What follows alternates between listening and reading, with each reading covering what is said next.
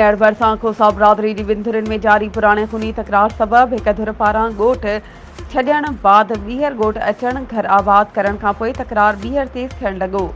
जारी तकरार तां हिक धुर जे ॻोठ मोहम्मद खान खोसो जी रहवासण बेवा सिपाही खोसो, बेवा शहज़ादी खोसो, बेवा शमशाद खोसो ऐं ॿियनि एहतजाज कंदे चयो आहे त 20 साल अॻु इलाइक़े जे पुलिस अमलदार हाकिम खोसो ऐं ॿियनि असांजे 10 मर्दनि खे कूड़नि पुलिस मुक़ाबलनि में माराए असांजी 300 जे लॻभॻि ज़मीन ते कब्ज़ो करे असांजे ॻोठ में ॾोहारी माण्हुनि खे विहारियो हुयो। तक़रीबन 8 सालनि ताईं असांजी ज़मीननि जी आबादी खणंदा रहिया, जॾहिं त हिननि जा 2 माण्हू ॾोह करण दौरान मारिजी विया हुया त हुननि जो कूड़ो इल्ज़ाम असां ते लॻाए असां सां दुश्मनियूं करे बासर ऐं पुलिस ऑफिसर हुअण जो फ़ाइदो वठी असां ते मुख़्तलिफ़ कूड़ा केस दाख़िल कराईंदो रहियो आहे।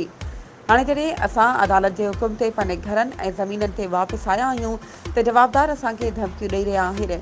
असांजी ज़िंदगियुनि खे ख़तरो आहे। हुननि घुर कई आहे त असांखे तहफ़ुज़ ॾेई असां सां इंसाफ़ कयो वञे।